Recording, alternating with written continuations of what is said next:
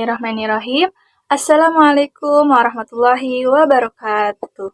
Hai semua, salam sejahtera untuk kita semua.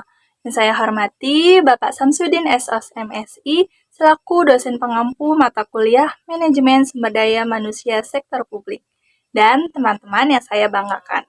Perkenalkan, nama saya Alifa Fadilah dari kelas A42001D, Institut Ilmu Sosial dan Manajemen Setiami, dengan program studi Administrasi Publik. Sebelum saya akan presentasi, saya akan menjelaskan mengenai materi saya. Namun, sebelum itu, saya punya sebuah quotes nih, teman-teman. Presiden ketiga Indonesia, B.J. Habibie, pernah mengatakan, kualitas sumber daya manusia merupakan kunci keberhasilan masa depan bangsa. SDM yang unggul dan berdaya saing akan mengantar Indonesia sejajar dan disegani bangsa lain. Nah, oleh karena itu, pada kesempatan kali ini saya akan menjelaskan mengenai program pembinaan SDM, yang dimana program ini diharapkan mampu meningkatkan kualitas sumber daya manusia ke depannya. Yuk, untuk teman-teman simak videonya sampai selesai ya. Manajemen sumber daya manusia merupakan upaya pembinaan atau peningkatan kualitas personil-personil yang terlibat dalam suatu organisasi, agar berbuat dan menjalankan tugas serta fungsinya secara profesional.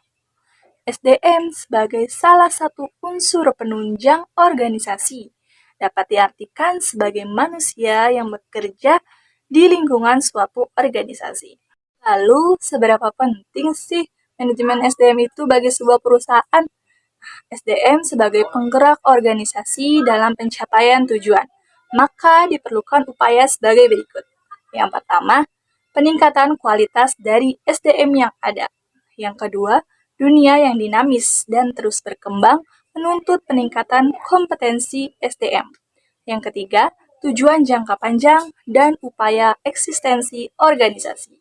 Dan yang keempat, SDM adalah aset, istilah yang kita kenal dengan the man behind the gun, yang artinya sekalipun senjata adalah produk mutakhir dan modern, tetapi oranglah atau manusialah yang mengendalikannya, sehingga mau diarahkan kemanapun, yang memegang senjata tersebutlah yang mempunyai peran, yaitu sumber daya manusia. Lalu ada strategi pengembangan SDM. Strategi pengembangan SDM pada dasarnya tidak hanya melalui pendidikan dan pengembangan keterampilan, namun ada banyak cara untuk mengembangkannya. Strategi pengembangan SDM menurut Jones tahun 1928 dalam Sarwono 1993 antara lain sebagai berikut. Yang pertama, melalui pelatihan. Pelatihan bertujuan untuk mengembangkan individu dalam bentuk peningkatan keterampilan, pengetahuan, dan sikap. Yang kedua ada pendidikan. Pengembangan SDM melalui pendidikan bertujuan untuk meningkatkan kemampuan kerja. Dalam arti, pengembangan bersifat formal dan berkaitan dengan karir. Lalu yang ketiga ada pembinaan. Pembinaan bertujuan untuk mengatur dan membina manusia sebagai subsistem organisasi melalui program-program perencanaan dan penilaian, seperti manpower planning, performance appraisal, job analytics, job classification, dan lain-lain. Lalu yang keempat ada recruitment. Recruitment ini bertujuan untuk memperoleh SDM sesuai klasifikasi organisasi dan sebagai salah satu alat organisasi dalam pembaharuan dan pengembangan. Lalu yang terakhir ada melalui perubahan sistem. Perubahan sistem memiliki tujuan untuk menyesuaikan sistem dan prosedur organisasi sebagai jawaban untuk mengantisipasi ancaman dan peluang faktor eksternal. Selanjutnya ada pola pembinaan sumber daya manusia. Yang pertama, SDM adalah penggerak mesin atau sarpras organisasi. Tujuan organisasi tidak akan tercapai apabila salah dalam manajemen SDM-nya. Lalu yang kedua ada pembinaan. Pembinaan adalah sesuatu usaha yang secara sadar dilakukan untuk meningkatkan kemampuan karyawan, baik itu teoritis, konseptual, keahlian, maupun sikap dan mental. Untuk itu, pembinaan harus dilakukan secara terus-menerus. Yang ketiga, Menurut AW Wijaya, tujuan pembinaan khususnya kepegawaian adalah segala usaha dan tujuan kegiatan perencanaan, pengorganisasian, penggunaan, dan pemeliharaan pegawai dengan maksud untuk mampu melaksanakan tugas dengan efisien. Lalu yang terakhir, menurut Susiana tahun 1999, manusia harus belajar atau learning, yaitu proses yang tidak ada habisnya dalam mengubah diri dari keadaan semula. Selanjutnya ada bentuk-bentuk pembinaan kepegawaian. Bentuk-bentuk pembinaan kepegawaian dikelompokkan menjadi 4. Yang pertama, pembinaan kepangkatan. Yang kedua, pembinaan dalam jabatan. Yang ketiga, pembinaan dalam pendidikan dan pelatihan. Dan yang keempat ada pembinaan disiplin. Nah, sekarang kita bahas satu persatu ya teman-teman. Yang pertama, pembinaan kepangkatan, yaitu pembinaan yang ada sangkut pautnya dengan kepangkatan seorang pegawai negeri sipil atau PNS. Nah, yang kedua, pembinaan dalam jabatan, yaitu pembinaan yang dilakukan untuk pembinaan yang ada sangkut pautnya dengan suatu jabatan tertentu para PNS. Yang ketiga tadi pembinaan dalam pendidikan dan pelatihan. Lalu yang terakhir ada pembinaan disiplin, yaitu merupakan pematuhan terhadap peraturan dan hukum yang diberlakukan dalam masing-masing instansi. Nah, selanjutnya kita akan membahas tentang fungsi operasional MSDM. Nah, fungsi operasional dalam manajemen sumber daya manusia merupakan basic atau dasar pelaksanaan proses MSDM yang efisien dan efektif dalam pencapaian tujuan organisasi atau perusahaan.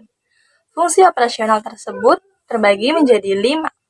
Nah, yang pertama ada fungsi pengadaan. Fungsi pengadaan adalah proses penarikan, seleksi, penempatan, orientasi, dan induksi untuk mendapatkan karyawan yang sesuai kebutuhan perusahaan atau the right man in the right place. Yang kedua ada fungsi pengembangan. Fungsi pengembangan adalah proses peningkatan keterampilan teknis, teoritis, konseptual, dan moral karyawan melalui pendidikan dan pelatihan. Lalu yang ketiga ada fungsi kompensasi. Fungsi kompensasi adalah pemberian balas jasa langsung dan tidak langsung yang berbentuk uang ataupun barang kepada karyawan sebagai imbal jasa atau output yang diberikannya kepada perusahaan. Yang keempat ada fungsi pengintegrasian. Fungsi pengintegrasian adalah kegiatan untuk mempersatukan kepentingan perusahaan dan kebutuhan karyawan, sehingga tercipta kerjasama yang serasi dan saling menguntungkan. Dan yang kelima ada fungsi pemeliharaan. Fungsi pemeliharaan adalah kegiatan untuk memelihara atau meningkatkan kondisi fisik, mental, dan loyalitas karyawan agar tercipta hubungan jangka panjang. Pemeliharaan yang baik dilakukan dengan program K3, yaitu keselamatan dan kesehatan kerja. Kesimpulan dari materi yang sudah dibahas tadi adalah pembinaan sumber daya manusia sangat penting bagi organisasi. Dalam pengembangan SDM tidak boleh dilakukan secara sembarangan, karena hal ini menyangkut kualitas SDM untuk sebuah organisasi atau perusahaan. SDM yang berkualitas akan membantu perusahaan untuk dapat lebih berkembang dan mencapai tujuan perusahaan. Sekian pemaparan materi dari saya. Terima kasih atas perhatiannya. Semoga materi ini dapat dipahami dan bermanfaat untuk kita semua. Dan apabila ada tutur kata saya yang kurang berkenan, mohon untuk dimaafkan. Sebelumnya, izinkan saya untuk berpantun terlebih dahulu. Biru laut seperti kolam, ikan paus pandai menyelam. Dari lubuk hati yang paling dalam, saya tutup presentasi dengan salam. Wabillahi taufiq wal hidayah. Wassalamualaikum warahmatullahi wabarakatuh. Bye-bye.